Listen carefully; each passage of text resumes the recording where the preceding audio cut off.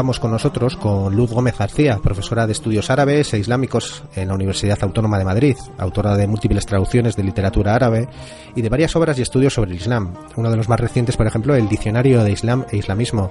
Luz, bienvenida a la Linterna de Diógenes. Pues muchas gracias por invitarme. El Islam en la actualidad es la segunda religión más profesada del planeta, con algo más de 1.200 millones de creyentes. El cristianismo, contando todas sus vertientes, sería la primera. Estas dos religiones son religiones monoteístas, pero tienen más cosas en común. ¿Se podría decir que tanto judaísmo como cristianismo e islam están emparentados? Sí, por supuesto. Para los musulmanes el Islam sigue la continuidad de la religión abrahámica, monoteísta, que iniciaría el judaísmo y proseguiría luego el cristianismo.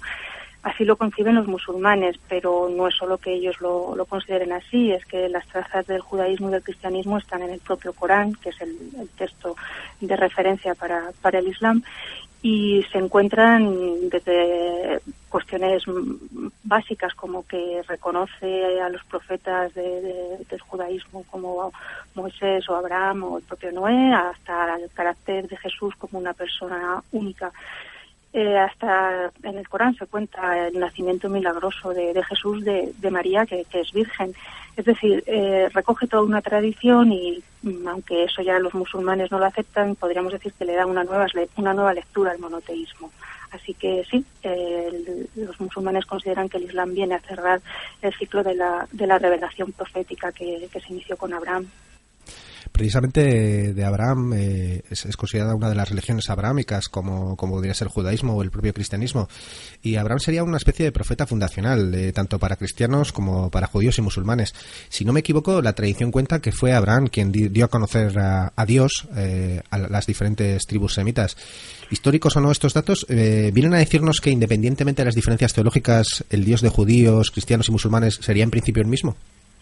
Para los musulmanes sí, es el mismo Dios, es un Dios único, increado, omnipotente, misericordioso, como dice el credo islámico, y es el mismo Dios. Incluso, bueno, Abraham es el padre de todos en la medida en la que es el padre de los israelíes, pero también del pueblo de Israel, pero también es el padre de Ismael, el ancestro de todos los árabes, a través de su esclava Agar. Luego, sí, rezan al mismo Dios. De hecho, hay algo que siempre repetimos los arabistas, y es que cuando un cristiano reza en árabe, pues llama a Dios Alá, igual que le llama a un musulmán. Sí, porque el Alá, ¿no?, es el de los antiguos judíos, ¿no? Sí, es el mismo él, Elí, el Dios. Sí, significa literalmente el Dios, el único. Sí, porque la palabra Dios es grecorromana, o es romana, si no me equivoco. La palabra Dios es latina, ¿quieres decir? Sí, latina.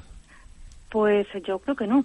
Hasta donde yo sé, es semita, es de origen semita, como el hebreo y el árabe y el arameo, que era la lengua de Jesucristo, y no podría, no pondría la mano en el fuego, pero considero que es la raíz il, y él es la divinidad.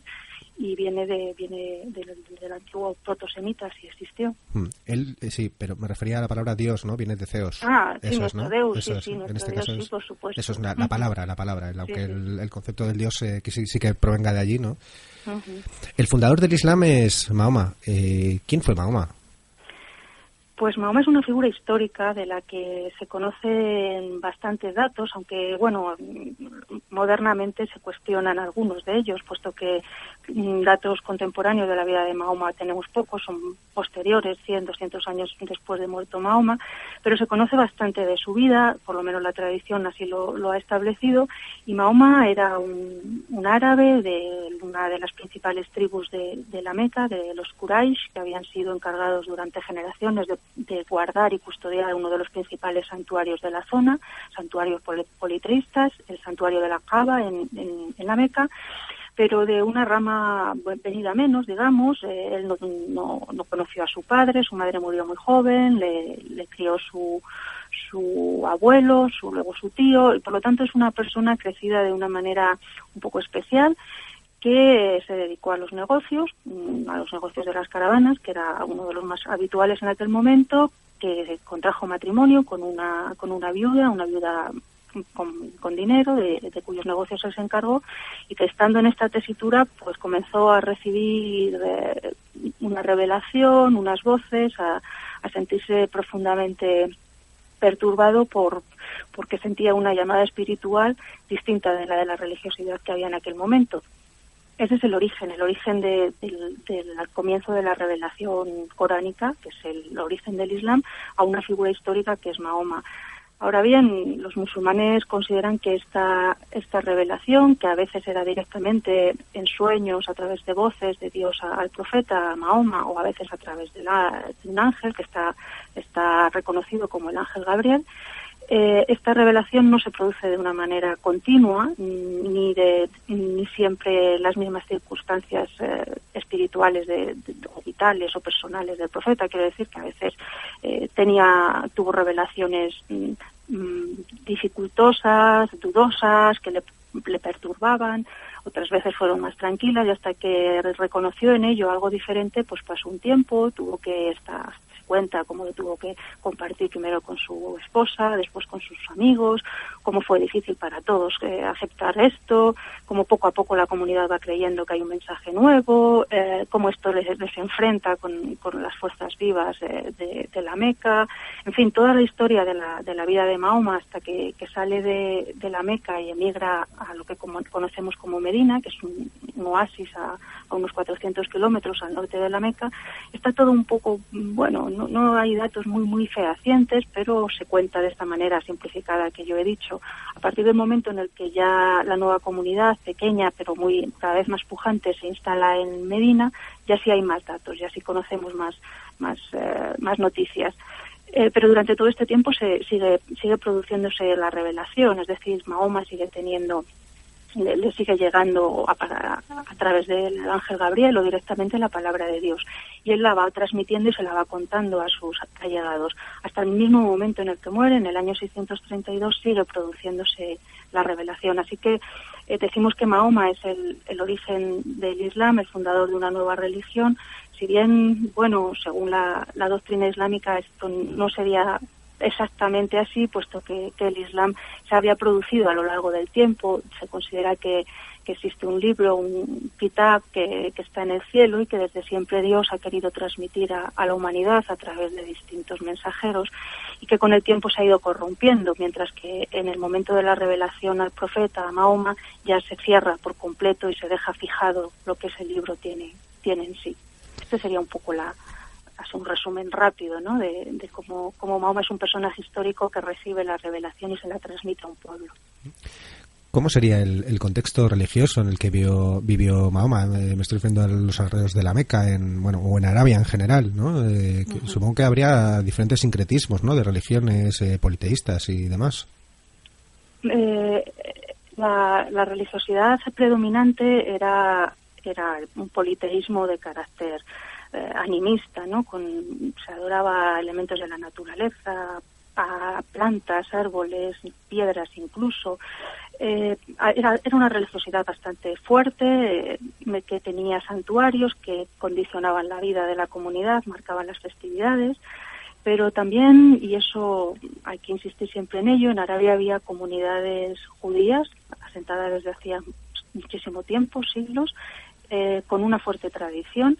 Y también no en el propio centro de la península arábiga, sino ya al norte, había también importantes comunidades cristianas que hacían, se suele decir, reinos tapón entre las tribus nómadas de Arabia, y por un lado el Imperio bizantino y por otro lado el Imperio sasánida.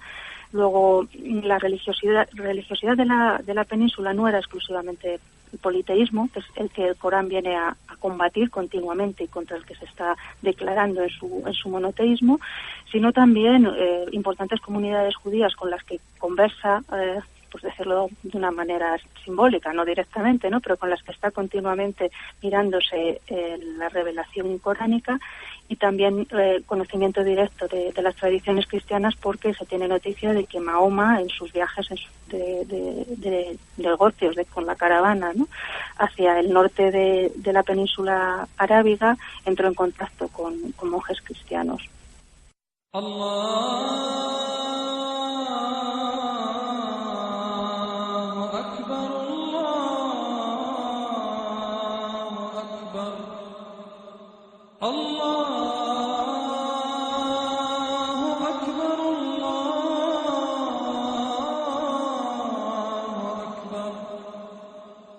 أشهد أن لا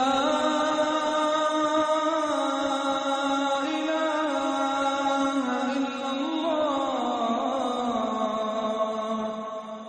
أشهد أن لا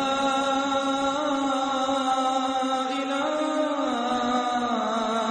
إلا الله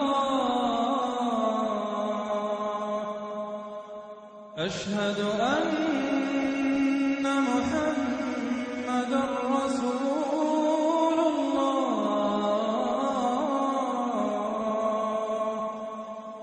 أشهد أن محمدا رسول الله. Al igual que el cristianismo y judaísmo, el islam es una de las religiones del libro. En este caso, el Corán. ¿Qué es el Corán? ¿Qué contiene el Corán? Bueno, el Corán, lo primero que hay que decir es que el nombre nos está contando lo que es. El Corán es un libro de recitación. Corán significa lee, no es lee, es recita, ¿no? Recita, salmodia. Entonces, lo primero es eso, es un libro para recitar, para ser recitado.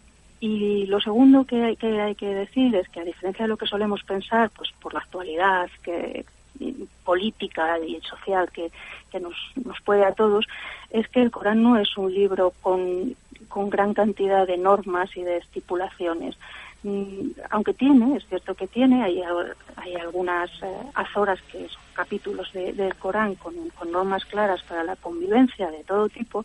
La mayor parte del libro, el 80% del libro, no es un libro que digamos de carácter jurídico, sino que es un libro en el que hay fábulas, hay amonestaciones, hay, podríamos decir, como una especie de salmodias para conjurar, con una gran musicalidad, que lo que hacen al leerlo, sobre todo si se lee en lengua árabe, es transmitir un estado anímico y de concentración para ponerse en trance de conocer y de estar más cerca de Dios. Eso es algo propio del Corán que tiende a olvidarse. Entonces, esta imagen que tenemos, ¿no? Del Corán dice la lapidación de las mujeres, la herencia, los testimonios de hombres o mujeres, este tipo de cuestiones no son tan inmediatas como nosotros a veces podamos pensar, sino que habiendo aleyas, versículos que se refieren a estas cuestiones, es preciso una interpretación, una exégesis para llegar a determinar exactamente qué es lo que quieren decir, cuando la mayor parte del Corán, que tiene 114 capítulos o azoras, pues está dedicado más a la meditación, a recordar al ser humano que esta vida es efímera, que hay otra vida, que en esa vida Dios pasará cuentas a cada uno de lo que ha hecho y que en función de ello será premiado, será castigado, a recordar al hombre lo fugaz que es su tiempo aquí, la necesidad de que lo aproveche bien, de que esté en contacto siempre con sus compañeros y sea consciente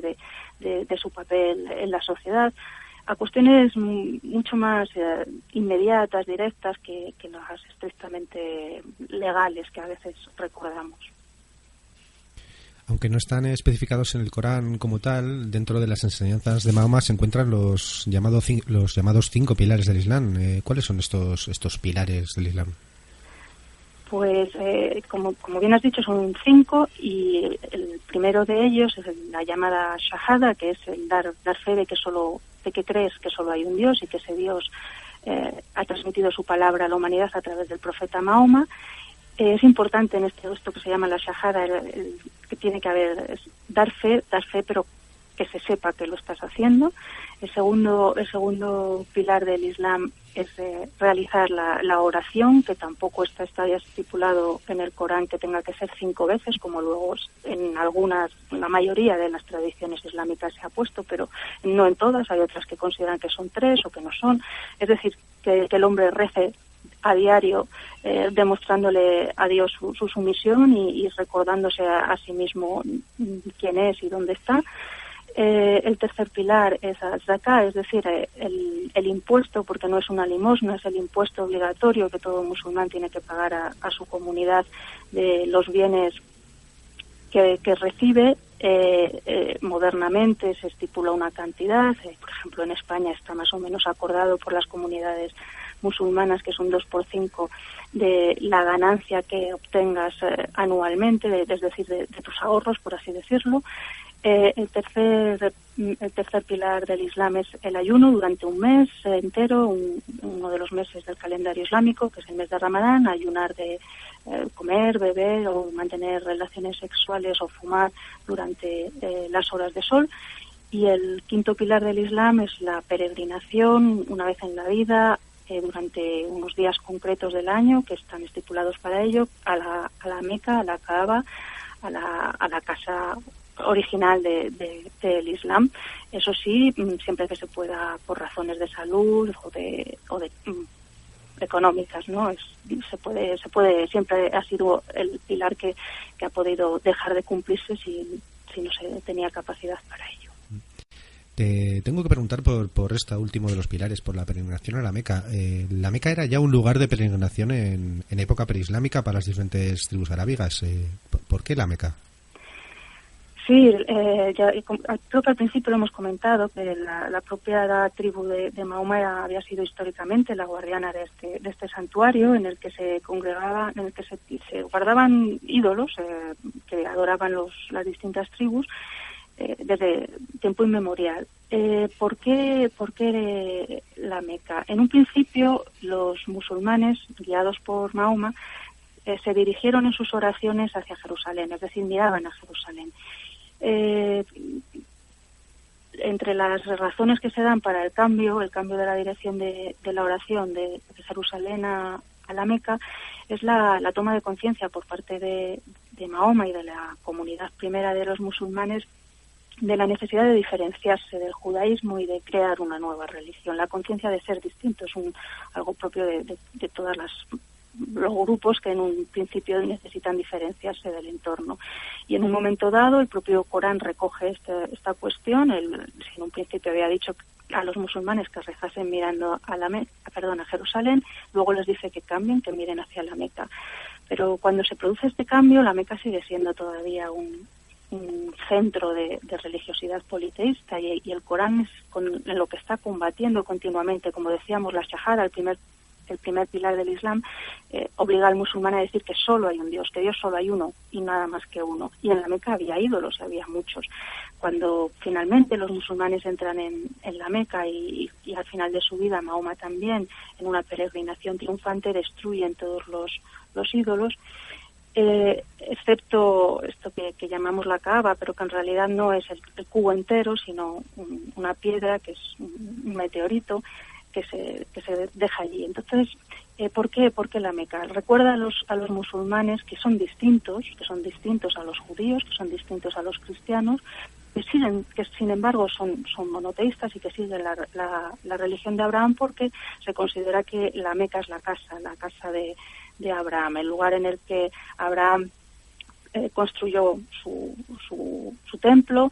En la Meca hay una huella que se dice, ¿no?, que es del propio Abraham, el lugar en el que Dios le enseñó a Sara, a Agar, a la madre de Ismael, a la esclava de Abraham, donde había agua para que diera de beber a su hijo y no murieran, y los árabes existan al menos mitológicamente, ¿no?, como tribu, como familia, y es un lugar que siempre ha concentrado la espiritualidad de toda la zona. Entonces hay razones previas de apropiación simbólica de un territorio para una nueva comunidad de carácter religioso, pero también de continuidad en la línea abrahámica.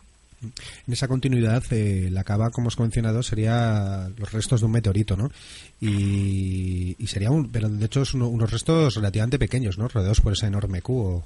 Sí, el cubo, Kaaba significa cubo, no significa nada más. El meteorito que decimos, la piedra negra, es muy pequeña, está incrustada en uno de los ángulos, y en realidad la mayor parte de los musulmanes que hacen la peregrinación no llegan a tocar ni a estar en contacto con la piedra negra, sino con la Kaaba, ¿no? Es lo que se toca y lo que se da alrededor de lo cual gira una parte del ritual de la peregrinación. ¿Estos rituales en qué consisten? Porque, si no me equivoco, deben rodear la cava en sentido contrario del reloj, ¿no? Dar varias vueltas.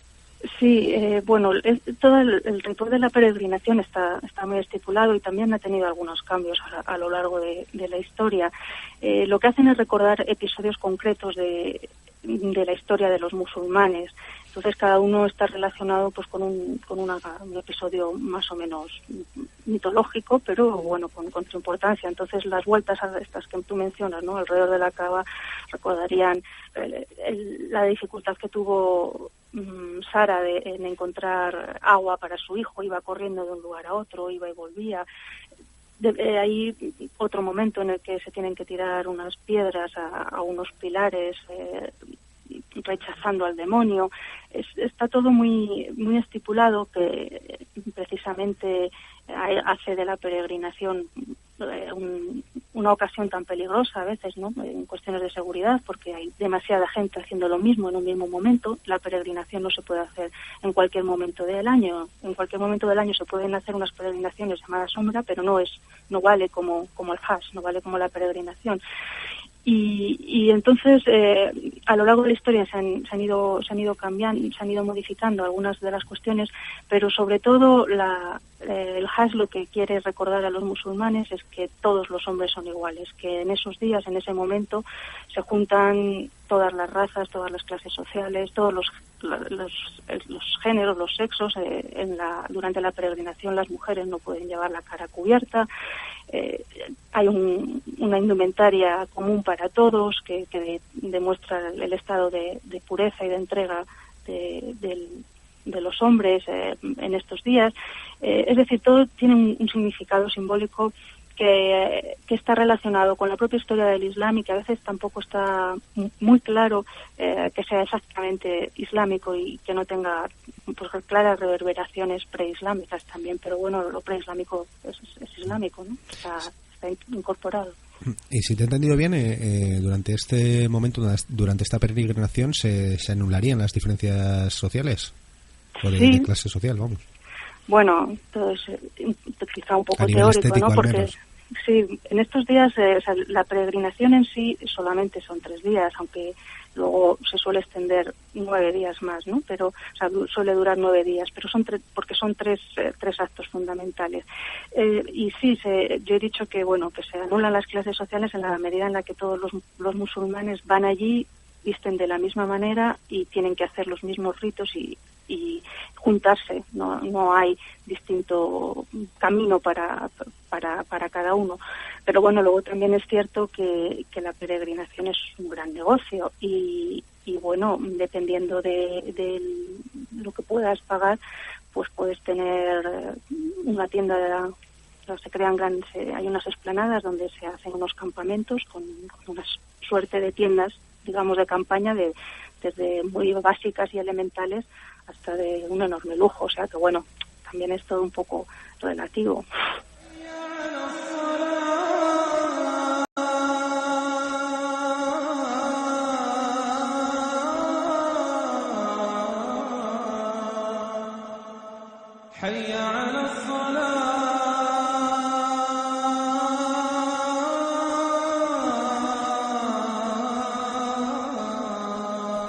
En la actualidad